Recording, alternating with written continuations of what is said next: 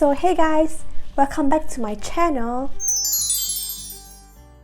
And today we're gonna talk about the topic of GRE. So first, we're gonna talk about what exactly is the GRE. What does it stand for? It stands for the Graduate Record Examination.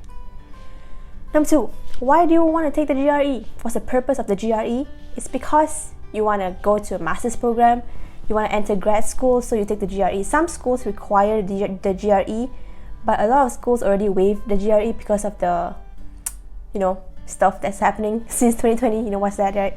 Yeah, so that's why some of the school waived it. But if you're lucky enough, your grad school waived it, so you don't have to take it. But some of them still require it, so that's why I still took it, and it's a very painful experience, to be honest. Now we go to the structure of the GRE. So how is the GRE structured, you wonder? So the GRE, we have first the writing section. We have two parts of the writing. Yes, we have one analytic writing and one argument writing. And we have two verbal sections, two quant sections, and one experimental section, which can be either verbal or quant. But for my experience, I got the verbal section first. So they alternated, so I got verbal and then quant and then verbal and then quant, and then I got verbal again. And so I got verbal 3 times. Oh my god, you know how painful that is? I hate verbal. Verbal is like very hard for me. I don't know. And then the questions, there'll be 20 questions for each section. So each verbal, each quant has 20 questions. And then the essay question is 1 question per essay. The scoring, how's the scoring like? The minimum you can get is 130, which means like you get everything wrong, but that's not really possible. Even if you guess, you still get maybe like a few correct, right? So you can't get 130, I guess. And then the highest is 170. So highest score that you can get is 340 for the GRE.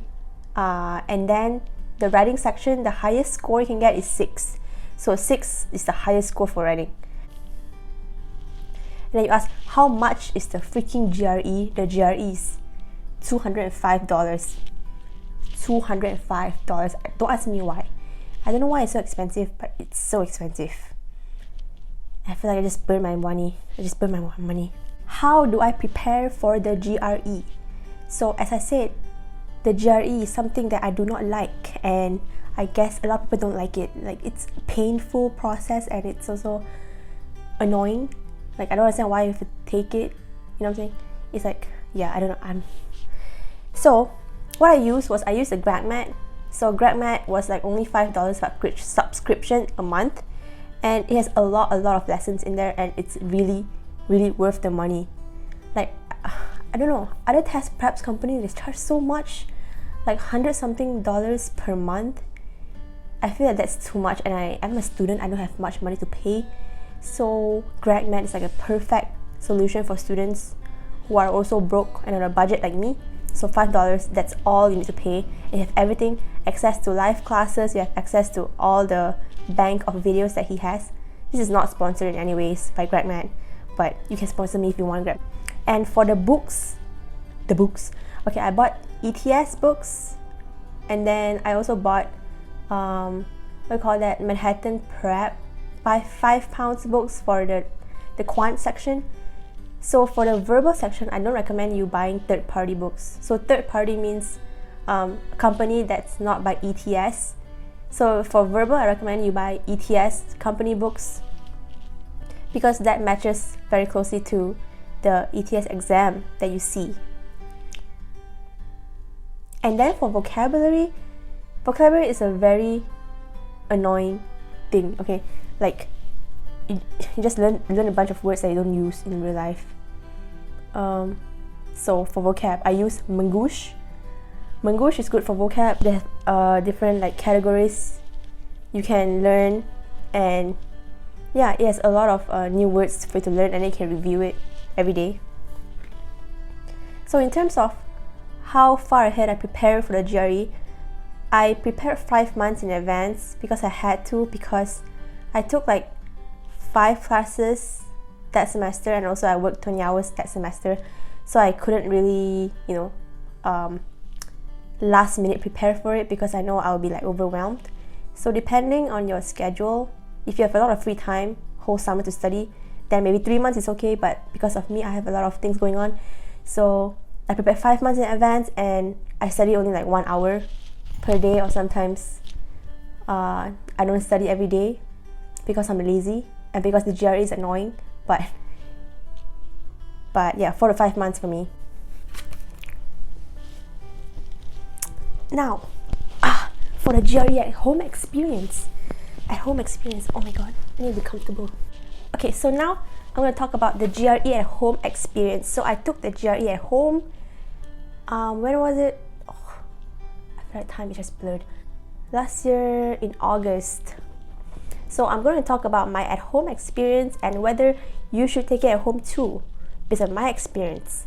Because I had a great experience, smooth sailing taking it at home. So I know like a lot of my friends told me about the horror stories of taking GRE at home, because the proctor show up super late, they had to wait for an hour, blah blah blah, and then those horror stories on Reddit, blah blah blah.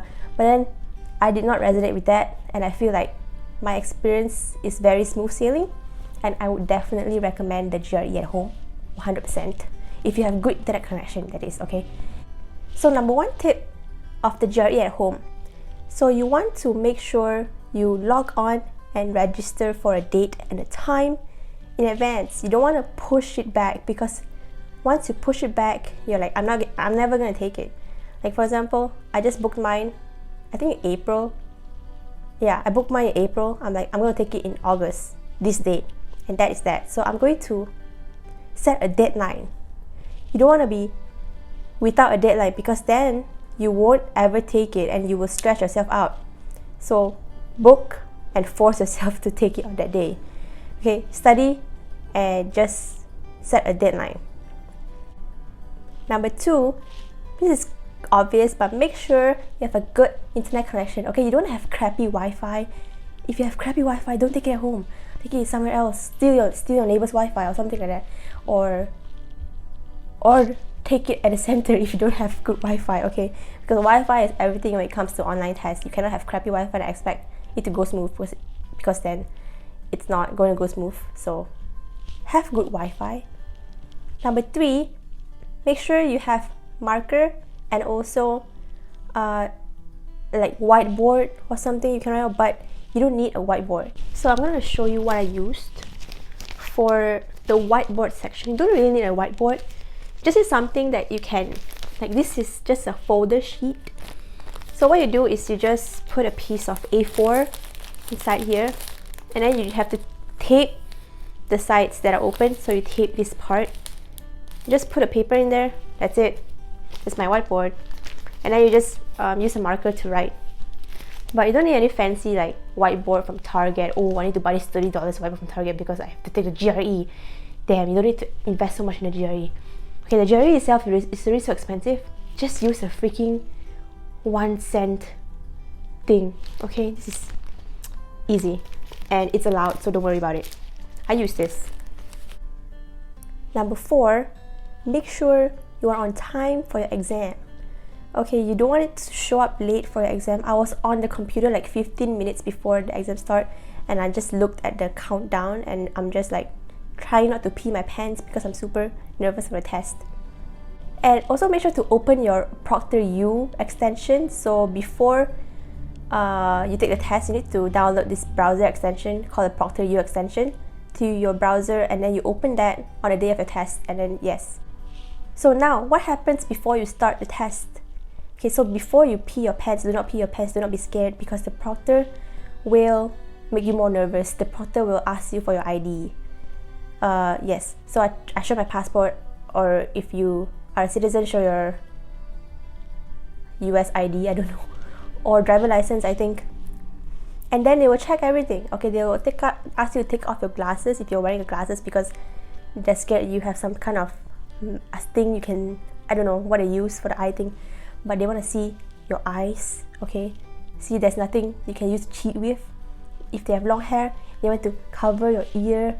I want to see if you have any like AirPod or like Bluetooth headset, because they're scared you will listen to something while taking the exam. And then okay, this one, you must also sit at a position where they can see your door. So for example, you cannot sit like this because they can't see a door. You must sit on the side where they can see the door. So your back must be facing the door so that they can see the door, so that they can see if anyone is coming in or going out. So I didn't know this until I took the exam, and then I have to shift my position. So I think it's helpful for you guys to know before you take the exam. Another thing, they will ask to see your desk. So before you start your exam, don't put your phone away first. Make sure your phone is still by your side, because you still need your phone. Because once you start you hear the proctor wants you to use your phone to see everything in your surrounding. So use your phone to help her see what's in the surrounding. And then your desk must also be empty except for the stuff that you need for the exam. So for example, if you only need markers and the whiteboard, just use that for the exam. That's it on your desk, nothing else. And in terms of the walls, so my wall had a ton of art that I did, and I didn't want to take it off. So I asked her if she was okay with me leaving it on, because it's not like I'm going to look at the back and cheat, right? So she said it was okay, but I need to show her what exactly the words are, and it's not some GRE related words. So then she was fine with it, so I just leave it there. It's okay. And the laptop, your webcam on your laptop is enough. You don't need any extra camera. So in terms of break, you have break after section 2. So you have first the writing section, and then you have either verbal or quant. That's the first section, and then the second section, and then you have a 10-minute break. So during that break, you can go out and get water or go to the bathroom. And then within each section, you have 1 minute break. So you cannot go out of the room. I would not recommend going out, because then 1 minute, what can you do outside? Nothing. So then you just sit at your chair and hope for the best, okay? Okay, this is the thing. So at the end of the test, I recommend you guys to already have a list in your mind of which school you want to send your test results to, because I would recommend sending it on the spot. Because if you don't, it's an extra $27 to send to each school after that day is gone. So you can only have you can only send your scores for free for 5 schools on the day you take the GRE. So after that day is finished, and then you have to pay $27 for each school you want to send it to. That really adds up, and I ain't about that. So I'm just sending it for free all I can for 5 schools. Yeah, have it ready in your mind. So after you finish, you can click view results. So be prepared to have a heart attack. So you click see results, take a deep breath, and then you open your eyes, and then you see your results. So you either say good job or you either cry. But yeah, that's how it works. But for the writing section, you need to wait 10 days for the results to come out on your ETS results thing. So it's not immediate for the writing because they need to score it. But for the other sections, it's all immediate.